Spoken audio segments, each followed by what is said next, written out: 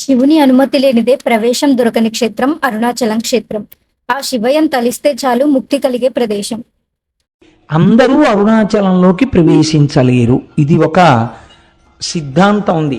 జీవి యొక్క ప్రయాణాన్ని, మనుష్య ప్రయాణం అనకండి, జీవకోటి యాత్రలో ఒక అడ్డంగా గీత పెడతారట. ఏమా గీత అంటే, అరుణాచల ప్రవేశమునకు పూర్వము అసలు అరుణాచలంలోకి ప్రవేశించాడా ఇది చూస్తారు. రెండవది అరుణాచల ప్రవేశమునకు తరువాత.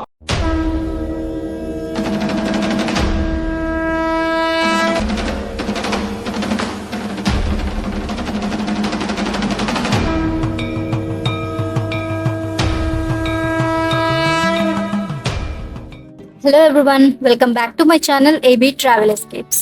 ఈ వీడియోలో తమిళనాడు రాష్ట్రంలో ఉన్న తిరువణమలై, దీన్నే మన తెలుగు వారు అరుణాచలం అని కూడా పిలుస్తారు. ఈ వీడియోలో మీకు Arunachalam full trip details provide చేస్తాను. అంటే అరుణాచలం చేరుకోవడానికి ట్రాన్స్పోర్టేషన్ ఆప్షన్స్ ఏమున్నాయి, స్టే ఎక్కడ చేయొచ్చు, గిరి ప్రదక్షిణ గురించి, అండ్ స్కందాశ్రమం, రమణ మహర్షి ఆశ్రమం, కావ్యగంట గణపతి ఆశ్రమం అండ్ మోక్ష మార్గం, ఇవన్నీ ఈ వీడియోలో క్లియర్ గా ఎక్స్ప్లెయిన్ చేస్తాను. తిరువణమలైలో అరుణాచలేశ్వర స్వామికి ఎంత విశిష్టత ఉందో ఇక్కడ గిరి ప్రదక్షిణకు కూడా అంతే ప్రాధాన్యత ఉంది.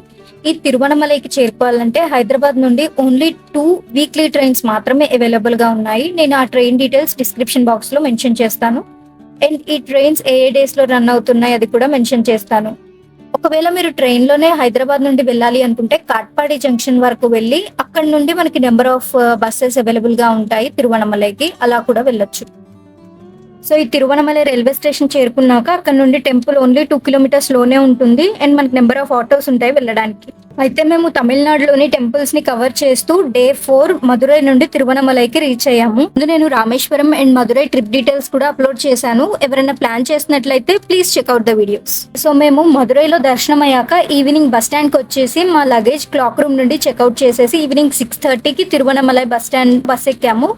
సో మదురై నుండి తిరువణమలైకి 7 అవర్స్ పడుతుంది రీచ్ అవ్వడానికి. అండ్ బస్సెస్ కూడా అంత ఫ్రీక్వెంట్ గా అయితే ఉండవు. అండ్ నా పర్సనల్ ఎక్స్పీరియన్స్, ఇక్కడ లాంగ్వేజ్ బ్యారియర్ అయితే ఎక్కువగానే ఉంది. బస్సెస్ అన్ని నేమ్ ప్లేట్స్ కూడా మనకు ఓన్లీ తమిళ్లో మాత్రమే ఉంటాయి.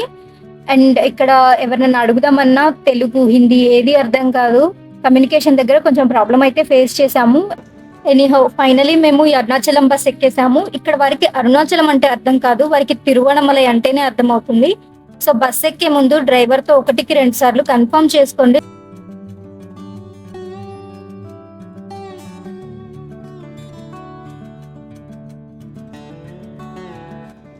అండ్ ఈ బస్ టికెట్ ఛార్జెస్ వచ్చేసి సీటర్ అయితే 355 రూపీస్ అండ్ స్లీపర్ అయితే 550 రూపీస్. మేము నైట్ 1:30కి తిరువణమలై బస్ స్టాండ్ కి రీచ్ అయ్యాము. మనకి బస్ స్టాండ్ బయట నెంబర్ ఆఫ్ ఆటోస్ ఉంటాయి. మేము ఫస్ట్ టైం ఈ అరుణాచలం రావడం. ఆన్లైన్ లో యాత్రి నివాస్ అండ్ ఇంకా కొన్ని హోటల్స్ చూస్తే ప్రైజెస్ 4,000, 5,000 పర్ నైట్ అలా చూపించింది. మేము స్టే చేసిన హోటల్ పేరు విస్మా గోకులాంబల్ రెసిడెన్సీ. ఇది టెంపుల్ నుండి ఒక 3 to 4 కిలోమీటర్స్ డిస్టెన్స్ లో ఉంటుంది. రూమ్ అయితే చాలా క్లీన్ గా ఉంది. మేము 4 మెంబర్స్ ఉన్నాం కాబట్టి మాకు 2 క్వీన్ సైజ్ బెడ్స్ ప్రొవైడ్ చేశారు. రూమ్ కూడా చాలా స్పేషియస్ గా ఉంది. ఇది AC room and per night కి 2,000 ఛార్జ్ చేశారు.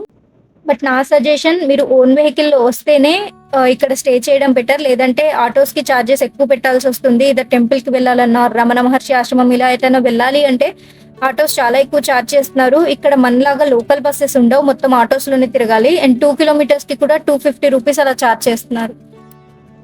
సో మేము మార్నింగ్ రూమ్ కి రీచ్ అయిపోయి వెళ్ళి ఫ్రెష్ అయిన తర్వాత మా హస్బెండ్ అండ్ నేను ఎర్లీ మార్నింగ్ 3:30కి రాజగోపురం దగ్గరికి రీచ్ అయిపోయాం.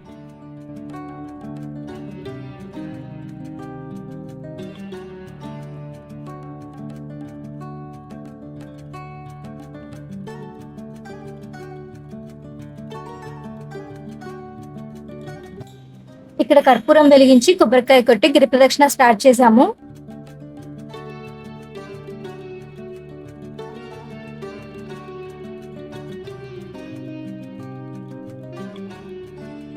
ఈ లెఫ్ట్ నుండి ప్రదక్షిణ స్టార్ట్ చేసి 14 కిలోమీటర్స్ గిరి ప్రదక్షిణ చేశాక మళ్ళీ ఇక్కడికి వచ్చి దండం పెట్టుకుంటే గిరి ప్రదక్షిణ కంప్లీట్ అవుతుంది. ఎర్లీ మార్నింగ్ 4కి మా గిరి ప్రదక్షిణ స్టార్ట్ అయింది. ఇక్కడ 24/7 భక్తులు గిరి ప్రదక్షిణ చేసుకునే వాళ్ళు ఉంటారు. సో భయమేం ఉండదు, ఎంత నైట్ అయినా జనాలు ఉంటారు. కార్తీక పౌర్ణమి అండ్ పౌర్ణమి టైంలో అయితే కొన్ని కోట్ల మంది గిరి ప్రదక్షిణ చేస్తారంట. గిరి ప్రదక్షిణ చేస్తున్నప్పుడు మనకి మార్గ మధ్యంలో మొత్తం 8 శివలింగాలు ఉంటాయి. ఈ అష్టలింగాలతో పాటు సూర్యలింగం మరియు చంద్రలింగం కూడా మనం మార్గ మధ్యంలో దర్శించుకుంటాం. ఈ గిరి ప్రదక్షిణ ఏ రోజు చేస్తే ఏం ఫలితం లభిస్తుంది అనేది ఫోటోలో మీరు చూడొచ్చు. అండ్ అలాగే దీన్ని 2 రకాలుగా చేయొచ్చు. ఒకటి కాలినడక ద్వారా మరియు ఇంకొకటి ఆటోలో. ఎవరైనా ఏజ్డ్ పీపుల్ ఎక్కువ దూరం నడవలేని వారు ఉంటే వాళ్ళు ఈ ఆటో ద్వారా గిరి ప్రదక్షిణ చేయొచ్చు. ఒకరికి 500 నుండి 600 వరకు ఛార్జ్ చేస్తారు. అన్ని లింగాలు మరియు మోక్ష మార్గం కూడా చూపించుకొని తీసుకొస్తారు. అండ్ కాలినడకన గిరి ప్రదక్షిణ చేయాలి అనుకునేవారు best time early morning 3 or 4 కి స్టార్ట్ చేయండి, లేదా ఈవినింగ్ స్టార్ట్ చేసుకోండి. ఎందుకంటే గిరి ప్రదక్షిణ చేసే రూట్ మొత్తం ఇలా తార్ రోడ్ ఉంటుంది. అండ్ తమిళనాడులో ఎండలు ఎక్కువగా ఉంటాయి కాబట్టి మీరు మార్నింగ్ లేదా మధ్యాహ్నం స్టార్ట్ చేస్తే కాళ్ళు ఖచ్చితంగా కాలుతాయి. అండ్ ట్రాఫిక్ కూడా చాలా ఉంటుంది. యావరేజ్ గా గిరి ప్రదక్షిణ కంప్లీట్ చేయడానికి 5 hours పడుతుంది. అండ్ మీరు ప్రదక్షిణ చేసేటప్పుడు మార్గం మధ్యంలో ఇలా రూట్ మ్యాప్ బోర్డ్స్ కనిపిస్తాయి. మీరు ఎన్ని కిలోమీటర్స్ నడిచారు, ఇంకా ఎంత నడవాలి, అండ్ ఎన్ని లింగాలు దర్శించుకున్నారు, ఇలా అన్ని క్లియర్ గా ఉంటాయి. మనం ఈ గిరి ప్రదక్షిణ చేసే రూట్ ని గిరివలం అంటారు. మనం ఈ గిరివలం చుట్టూ ప్రదక్షిణ చేసేటప్పుడు ఫస్ట్ వచ్చే లింగం ఇంద్రలింగం. లింగం గిరి ప్రదక్షిణ ప్రారంభించాక కొద్ది దూరంలోనే కార్ స్ట్రీట్ లో షాప్స్ మధ్య ఉంటుంది. లింగాన్ని స్వయంగా దేవేంద్రుడు ప్రతిష్ఠించాడట. ఈ లింగానికి శుక్రుడు మరియు సూర్యుడు అధిదేవతలు. సో మనకి ఉద్యోగపరంగా ఏమైనా ప్రాబ్లమ్స్ ఉంటే ఈ లింగాన్ని దర్శించుకుంటే అది రిజాల్వ్ అవుతుంది అని చెప్పి పురాణాలు చెప్తున్నాయి. మనం ఈ ఇంద్రలింగాన్ని దర్శించుకున్నాక గిరివలం మార్గంలో మనకి తర్వాత దర్శనం ఇచ్చే లింగం అగ్నిలింగం. అయితే ఈ అగ్నిలింగం మిగిలిన 7 లింగాలు మనకి ప్రదక్షిణ చేసేటప్పుడు రోడ్డుకి ఎడమ వైపు ఉంటాయి. బట్ ఈ అగ్నిలింగం మాత్రం రోడ్డుకి కుడివైపు ఉంటుంది. ఇది ఒక సంధిలో ఉంటుంది. ఈ లింగాన్ని దర్శించుకుంటే ఆపద సమయంలో మార్గనిర్దేశం చేసి ప్రమాదం నుండి కాపాడుతుంది అని పురాణాలు చెప్తున్నాయి. ఈ గిరివలం మార్గంలో ముందుకు సాగుతుంటే తర్వాత రమణాశ్రమం కనిపిస్తుంది. ఈ రమణాశ్రమం మొత్తం ఎక్స్ప్లోర్ చేయాలి అని కొండపైకి ఎక్కి అరుణాచలం టాప్ వ్యూ చూడాలి అనుకుంటే ఈ ఆశ్రమం విజిట్ చేయడం సెకండ్ డేకి ప్లాన్ చేయండి. ఎందుకంటే ఈ రమణాశ్రమం చూసుకున్నాక పైకి ట్రెక్ చేసుకొని వెళ్తే సిటీ వ్యూ, అన్ని గోపురాలు దర్శించుకుంటారు. ఇంకా అలాగే ముందుకు వెళ్తే స్కందాశ్రమం, కావ్యగంట గణపతి ముని ఆశ్రమం, ఇంకా కాళీ అమ్మన్ టెంపుల్, ఇలా చాలా ప్లేసెస్ ని కూడా కవర్ చేయొచ్చు. మనకి గిరివలం మార్గంలో తర్వాత దర్శనమిచ్చే లింగం యమలింగం. ఈ యమలింగం చాలా పవర్ఫుల్ అయిన లింగంగా చెప్తారు. యముడి చేత పూజింపబడిన శివలింగం మరియు ఇక్కడ శివలింగాన్ని ఆరాధిస్తే ప్రమాదాల బారిన పడకుండా కాపాడుతుంది అని పురాణాలు చెప్తున్నాయి.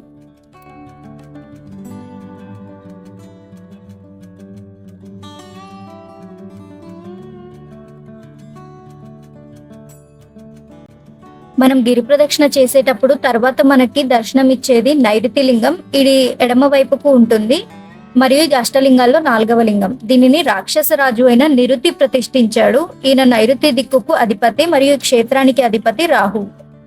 ఈ లింగాన్ని సేవించుకోగలిగితే దుష్టగ్రహ బాధలన్నీ పోయి కీర్తి ప్రతిష్టలు వస్తాయని చెప్తారు. ఈ నైరుతి లింగాన్ని దర్శించుకున్నాక మనం గిరి ప్రదక్షిణ మార్గంలో ముందుకు సాగుతుంటే మనకి ఎడమ వైపున ఎదిరినేర్ అన్నామలై ఆలయం దర్శనమిస్తుంది. ఇది గిరి ప్రదక్షిణ చేసేటప్పుడు ఎడమ వైపున వస్తుంది. ఇది సరిగ్గా గిరికి వెనకాల అంటే కొండకు వెనకాల ఉంటుంది. అంటే రాజగోపురం ఎక్కడి నుండి అయితే ఈ గిరి ప్రదక్షిణ ప్రారంభించామో సరిగ్గా దానికి వెనక వైపు ఉంటుంది. ఇక్కడ ప్రత్యేకత ఏంటంటే మనం తెలుగు వాళ్ళం ఉగాది జరుపుకున్నట్టే తమిళ వాళ్ళు కూడా ఉగాది లాగా ఒక పండుగ ఉంటుంది. ఆ రోజు ఫస్ట్ సన్లైట్ రేస్ అంటే మొట్టమొదటి సూర్యకిరణాలు సరిగ్గా శివలింగం మీద పడతాయట. ఇక్కడ నుండి కొండను చూస్తే 2 కొండలు, ఒకటి పరమేశ్వరుడు మరొకటి పార్వతీదేవి లాగా, ఆ తొలి సూర్యకిరణాలు కేవలం ఆ 2 కొండలు మాత్రమే కనిపిస్తూ శివశక్తి రూపంగా దర్శనమిస్తాయట. ఇంకా అలా ముందుకు సాగుతుంటే మనకి అష్టదిక్పాలకులు ప్రతిష్ఠించిన 8 లింగాలతో పాటు మరొక 2 లింగాలు కూడా ఉన్నాయి. అవే సూర్యలింగం మరియు చంద్రలింగం. మనం ఇంకొంచెం ముందుకు నడుస్తున్నప్పుడు నెక్స్ట్ ఈ సూర్యలింగం టెంపుల్ అనేది కనిపిస్తుంది. సూర్యుడు తను కోల్పోయిన ప్రకాశాన్ని మళ్ళీ తిరిగి పునరుద్ధరించుకోవడానికి ఇక్కడ తపస్సు చేసి శివలింగాన్ని ప్రతిష్ఠించారట. మనకి గిరివలం మార్గంలో చాలా టెంపుల్స్ కనిపిస్తూ ఉంటాయి. ఇది సీతారామ టెంపుల్. ఇది మనం నడుస్తున్నప్పుడు లెఫ్ట్ సైడ్ ఉంటుంది. ఈ టెంపుల్ నైరుతి లింగం నుండి వరుణలింగానికి వెళ్లే దారి మధ్యలో ఉంటుంది. అండ్ ఇక్కడ దర్శనం చేసుకొని ఇలా వెనక వైపుకు వెళ్ళి చూస్తే జింకలు కనిపించాయి. వాటికి బిస్కెట్స్ తినిపిస్తూ కాసేపు అలా టైం స్పెండ్ చేసాం.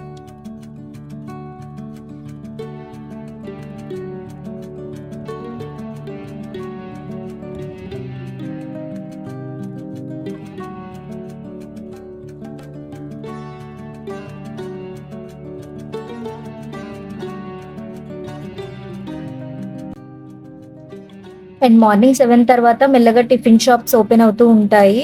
అండ్ ఇలా దారిలో మసాజ్ షాప్స్ కూడా ఉంటాయి. ఒక్కో దగ్గర ఒక్కోలా చార్జ్ చేస్తారు. 10 మినిట్స్కి 40 రూపీస్ అండ్ 15 మినిట్స్కి 60 రూపీస్ అలా చార్జ్ చేస్తారు. మనకి తర్వాత దర్శనం ఇచ్చేది వరుణలింగం. ఈ క్షేత్రానికి అధిదేవత శనిదేవుడు. మనకున్న సమస్యలు అన్నీ తీర్చే శక్తి ఈ లింగానికి ఉంది అని పురాణాలు చెప్తున్నాయి. ప్రతి లింగం దగ్గర మనకి విభూతి ఇస్తారు. గిరివలం మార్గంలో తర్వాత దర్శించుకునేది వాయులింగాన్ని. అయితే బయట ఎంత వేడిగా ఉన్నా కూడా ఈ టెంపుల్ లోపలికి వెళ్ళగానే చల్లగా గాలి వీస్తూ ఉంటుందట.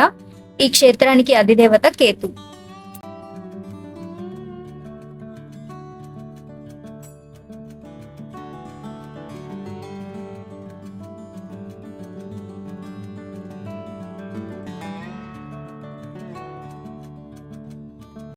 మనం గిరివలం మార్గంలో తర్వాత దర్శించుకునేది చంద్రలింగం. ఈ లింగాన్ని చంద్రుడు ప్రతిష్ఠించాడు. ఇక్కడ స్వామివారిని దర్శించుకుంటే కష్ట నష్టాల వల్ల వచ్చే మానసిక బాధ నుండి, అవమానం వల్ల కలిగే బాధ నుండి రిలీఫ్ ను కలిగించి మానసిక స్థిరత్వాన్ని కలిగిస్తుంది అని పురాణాలు చెప్తాయి.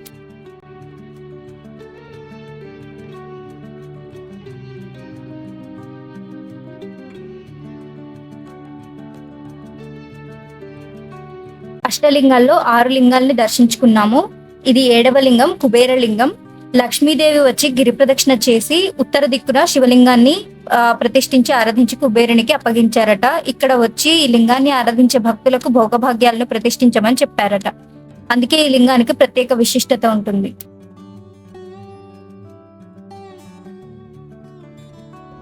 మనం కుబేరలింగాన్ని దర్శించుకొని ముందుకు సాగుతూ ఉంటే మనకి కుడివైపున మోక్ష మార్గం కనిపిస్తుంది. దీన్నే ఇడుక్కు పిల్లయార్ అంటారు. ఈ మోక్ష మార్గం అరుణాచలంలో చాలా ఫేమస్. అయితే మేము మోక్ష మార్గం దగ్గరికి రీచ్ అయ్యేసరికి చాలా పెద్ద క్యూ, దాదాపు ఒక 2 కిలోమీటర్స్ వరకు ఉంది. సో మేము ఈ మోక్ష మార్గాన్ని డే 2 ఎర్లీ మార్నింగ్ వచ్చి కవర్ చేద్దాం అనుకొని చెప్పి డే 1 ఇంకా కవర్ చేయలేదు. అండ్ ఈ మోక్ష మార్గం యొక్క ఇంపార్టెన్స్, దీని స్పెషాలిటీ ఏంటి అనేది నేను వీడియోలో నెక్స్ట్ ఎక్స్ప్లెయిన్ చేస్తాను. గిరివలం మార్గంలో చివరిగా దర్శనమిచ్చే లింగం ఈశాన్య లింగం. ఈ ఈశాన్య దిక్కుకి పరమేశ్వరుడు అధిపతి కాబట్టి చాలా విశిష్టమైన లింగం. ఈ క్షేత్రానికి బుధుడు అధిదేవత. వ్యాపారాల్లో, ఉద్యోగాల్లో ఏమైనా సమస్యలుంటే ఈ స్వామివారిని దర్శించుకుంటే అవి తీరుతాయని చెప్తారు.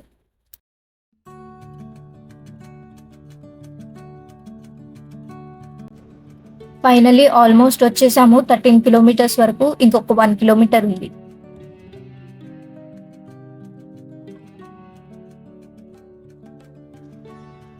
మార్నింగ్ గిరి ప్రదక్షిణ స్టార్ట్ చేసిన పాయింట్కే వచ్చి దండం పెట్టుకొని గిరి ప్రదక్షిణని పూర్తి చేశాము. మనకి ఇక్కడ bathing and dress changing rooms అవైలబుల్గా ఉంటాయి. డ్రెస్ చేంజింగ్కి 40 రూపీస్ అండ్ బాతింగ్కి 60 రూపీస్ తీసుకుంటారు. మేము ఆఫ్టర్నూన్ 12:30 కల్లా టెంపుల్లోకి ఎంటర్ అయ్యాము. అండ్ ఈ టెంపుల్లో మొబైల్ అండ్ ఎలక్ట్రానిక్ గ్యాడ్జెట్స్ ఏం చెక్ చేయలేదు. దర్శనం టైమింగ్స్ మార్నింగ్ 5 నుండి నైట్ 9:30 ఆర్ 10 వరకు. అండ్ టికెట్ ప్రైజెస్ ఫ్రీ దర్శనం అండ్ 50 రూపీస్ దర్శనం ఉంటుంది. ఈ అరుణాచలం టెంపుల్ పంచభూత లింగ క్షేత్రాల్లో ఒకటి. దక్షిణ భారతదేశంలో వెలిసిన పంచలింగ క్షేత్రాల్లో అగ్నిభూతమునకు ఇది ప్రతీక. అరుణాచలం టెంపుల్ ని అన్నామలై అని కూడా అంటారు. దీనినే అగ్ని క్షేత్రం అని కూడా అంటారు. సాక్షాత్తు శివుని ఆజ్ఞ మేరకు విశ్వకర్మచే ఈ ఆలయం నిర్మించబడిందని, దాని చుట్టూ అరుణం అనే ఒక ఊరు ఏర్పాటు అయిందని పురాణాలు తెలుపుతున్నాయి. అరుణ అంటే ఎర్రని, అచలం అంటే కొండ, అరుణ అంటే పాపములను హరించినది అనే అర్థం కూడా వస్తుంది. 4 దిక్కులు 4 రాజగోపురాలు ఉంటాయి. మరియు ఈ దేవాలయం మొత్తం 25 ఎకరాల విస్తీర్ణంలో నిర్మించబడిందంట. దక్షిణ భారతదేశంలో వెలిసిన పంచభూత క్షేత్రాల్లో మిగిలిన 4 లింగాలు ఉన్నవి. ఏకాంబరేశ్వర ఆలయం పృథ్వీలింగానికి ప్రతీక, జంబుకేశ్వరుడు జలలింగానికి, కాళహస్తీశ్వరుడు వాయులింగానికి మరియు చిదంబరేశ్వరుడు ఆకాశలింగానికి ప్రతీక. స్కంద పురాణంలో అన్నిటికంటే గొప్ప పుణ్యక్షేత్రంగా ఈ అరుణాచలేశ్వర ఆలయాన్ని పేర్కొన్నారు. ఇక్కడ శివుణ్ణి దక్షిణామూర్తి అని పిలుస్తారు. ఈ ఆలయంలో శివుడు అగ్నిలింగంగా భక్తులకు దర్శనమిస్తారు. ఈ కొండను తేజోలింగం లేదా జ్యోతిర్లింగం అని కూడా పేర్కొంటారు. ఈ కొండ చుట్టూ 8 లింగాలు, 8 నందులు, 300కు పైగా చెరువులు, మరెన్నో మండపాలు ఉన్నాయి.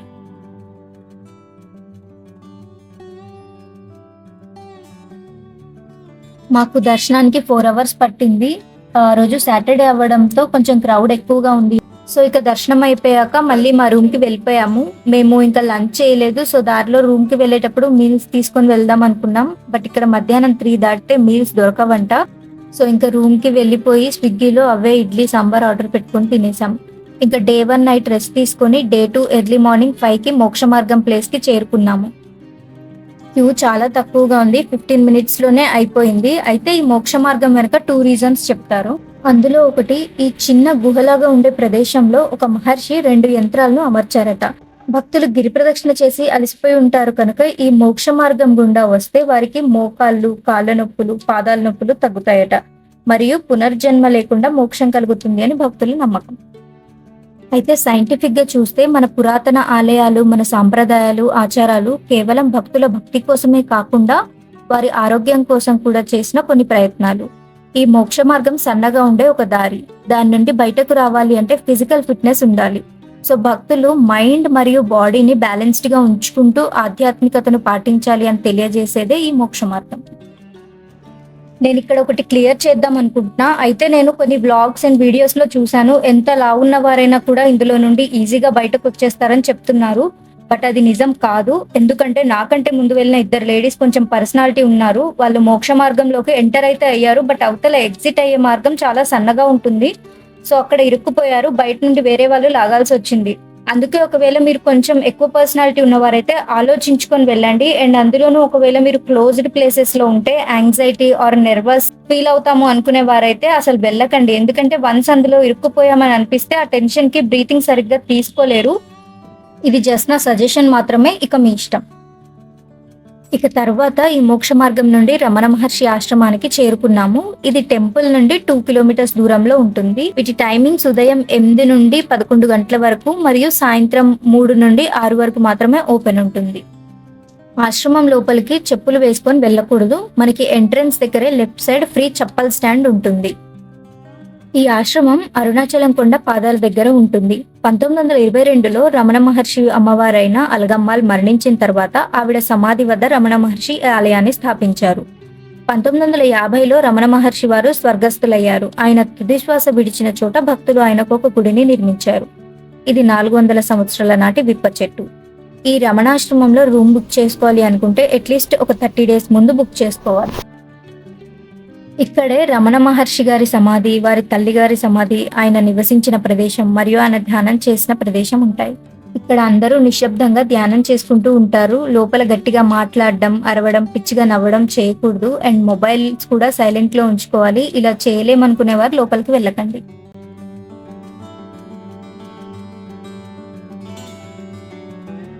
దీనికి ఎదురుగానే మాతృభూతేశ్వర ఆలయం ఉంటుంది.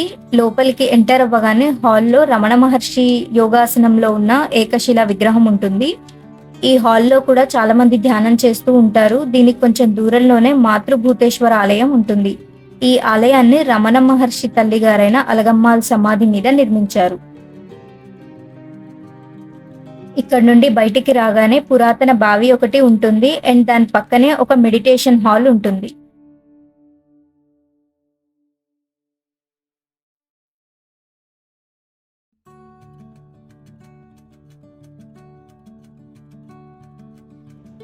ఇక్కడ కాసేపు రిలాక్స్ అయ్యాక ఎదురుగా ఒక చిన్న గేట్ ఉంటుంది. అదే విరూపాక్ష గుహ మరియు స్కందాశ్రమంకి వెళ్లే మార్గం. దీని టైమింగ్స్ మార్నింగ్ 8:30 నుండి ఈవినింగ్ 4:30 వరకు మాత్రమే.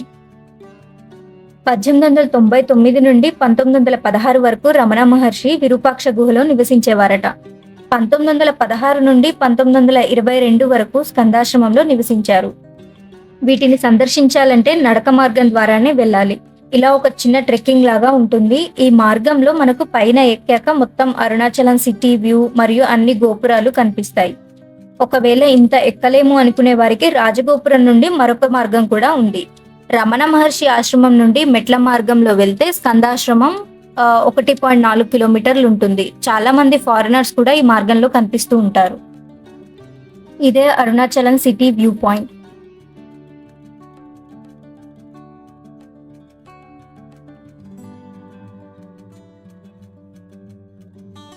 రమణ మహర్షి 1896లో వారి ఇంటి నుండి పారిపోయి ఇక్కడికి వచ్చి విరూపాక్ష గుహలో ఉండేవారు. ఆ విషయం తన తల్లిగారికి తెలిసి ఇక్కడికి వచ్చి రమణ మహర్షిని ఇంటికి తీసుకువెళ్దాం అనుకున్నారట. కానీ రమణులు ఇక్కడే ఉంటానని చెప్పి తల్లి మాటను తిరస్కరించారు. ఆ తర్వాత అలగమ్మాள் కూడా చేసేదేం లేక కొడుకు బాగోగులు చూసుకుంటూ ఇక్కడే స్కందాశ్రమంలో ఉండిపోయారట. తర్వాత రమణుడు కూడా తన తల్లిగారి మీద ప్రేమతో స్కందాశ్రమంకి మారిపోయారట. అలా అలగమ్మాళ్ గారు రమణ మహర్షితో తన వృద్ధాప్యం వరకు గడిపిన ప్రదేశమే ఈ స్కందాశ్రమం. తర్వాత వృద్ధాప్యంలో అలగమ్మాళ్ గారు రమణాశ్రమంకి చేరుకున్నారట. ఇక్కడ మొబైల్ సైలెంట్ లో ఉంచుకోవాలి అండ్ అరవడం గట్టిగా మాట్లాడడం చేయకూడదు. ఇక్కడ ఫొటోస్ వీడియోస్ ఎలో లేదు. నెక్స్ట్ విరూపాక్ష గుహకి వెళ్తున్నాం. స్కందాశ్రమంకి ఎదురుగా ఉన్న ఈ దారిలో మనం కొన్ని మెట్లు దిగితే విరూపాక్ష గుహకి చేరుకోవడానికి దారి కనిపిస్తుంది. ఈ దారిలో మరొక కిలోమీటర్ వరకు నడవవలసి ఉంటుంది. రమణ మహర్షి తను అరుణాచలం వచ్చిన కొత్తలో ఎక్కడ ఉండాలో తెలియక ఆలయంలో ఉన్నటువంటి పాతాళలింగం దగ్గర ధ్యానం చేసుకుంటూ గడిపారట. తర్వాత వారికి పళనస్వామి, శేషాద్రి స్వామి పరిచయం అయ్యారు. ఆ తర్వాత వారిద్దరూ రమణ మహర్షికి శిష్యులుగా మారిపోయి ఆయనకు సేవలు చేసుకుంటూ వారి జీవితకాలం గడిపారట. అలా పాతాళలింగం నుండి అనేక ప్రదేశాలను మారుతూ చివరికి ఈ అరుణగిరి కొండపై ఉన్న విరూపాక్ష గుహకి చేరుకున్నారట. మనం కూడా ఫైనల్లీ విరూపాక్ష గుహకి రీచ్ అయిపోయాము. అయితే దీని స్థల పురాణం ఏంటంటే 13వ శతాబ్దంలో శ్రీ విరూపాక్షుడు, శ్రీ గుహై నమశివాయర్ అనే ఇద్దరు శివభక్తులు ఉండేవారు. వారు శివుని మీద భక్తితో ఈ తిరువణమలై చేరుకొని వారి జీవితకాలం ఈ గుహలోనే గడిపారట. గుహలోనే ధ్యానం చేసుకుంటూ మరణించారట. అలా ఈ గుహకి విరూపాక్ష గుహ పేరొచ్చిందిగా చెప్తారు. ఈ గుహలో చాలా మంది వచ్చి డీప్ మెడిటేషన్ చేసుకుంటూ ఉంటారు. ఈ గుహలో రమణ మహర్షి కూడా సుమారు 17 సంవత్సరాల పాటు ధ్యానం చేసుకుంటూ ఉన్నారు. అందుకే ఈ ప్రదేశాన్ని చాలా పవర్ఫుల్ అని చెప్తారు. ఇక ఇక్కడ నుండి ఇంకొంచెం ముందుకు వెళ్తే కావ్యకంఠ గణపతి ముని ఆశ్రమం ఉంటుంది. ఈయన్నే వశిష్ఠ గణపతి ముని అంటారు. రమణ మహర్షి ఫస్ట్ ఈ కొండ పైన ఇట్లా మెయింటైన్ చేసినారు. మళ్ళీ ఆయనోడు కావ్యకంఠ గణపతి ఒక మహాను వచ్చినారు. ఆయనే రమణుని పేరు ఇచ్చారు. ఆయన కావ్యకంఠ గణపతి ఉమాసహస్రనామం రాసినారు. ఈ అన్నపూర్ణి ఆశ్రమం ఇట్లా నుంచి కొండ పేరులో విరూపాక్ష గుహ ఉంది. ఆయన 5 వర్షం వచ్చినారు. అట్లా నుంచి 10 సంవత్సరం వరకు కందాశ్రమంలో ఉన్నారు. ఆయన ఆశ్రమం అన్ని రమణ మహర్షి ఆశ్రమం. అన్ని రమణ మహర్షి ఆశ్రమం. ఈ రమణ మహర్షి మెయింటైన్ చేసినాడు. కావ్యకంఠ గణపతి ఉమాసహస్రనామం రాసినారు. అన్నపూర్ణి ఆశ్రమం నేమ్ ఇచ్చింది రమణ మహర్షి అని పేరు ఇచ్చింది ఆయనే. కావ్యకంఠ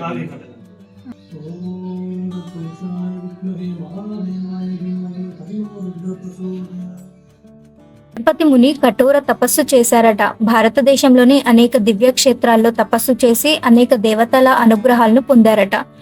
అలా దేశమంతటా సంచరిస్తూ తిరువణమలైలోని అరుణాచలేశ్వరం చేరుకున్నారట.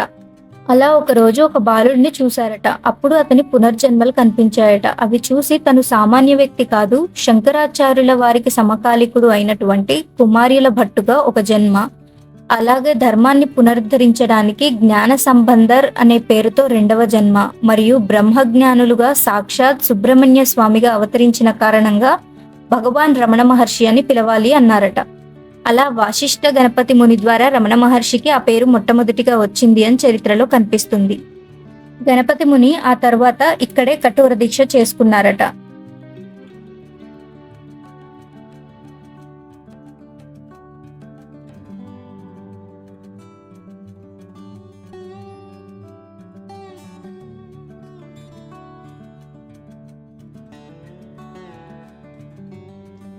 ఈ ప్రదేశంలోనే మనకి కాళికాదేవి టెంపుల్ మరియు శివాలయం టెంపుల్స్ కూడా ఉన్నాయి.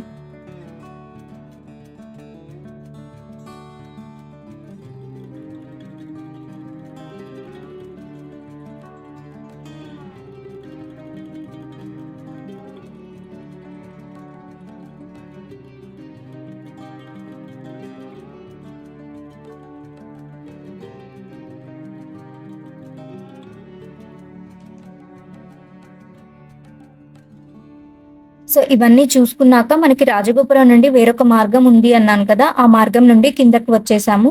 కాకపోతే మా చెప్పులు రమణాశ్రమంలోనే ఉండిపోయాయి. సో ఆటో డ్రైవర్ని రిక్వెస్ట్ చేస్తే ఆశ్రమం ముందుగా మా స్టే ఉన్న రూమ్కి తీసుకెళ్లాడు.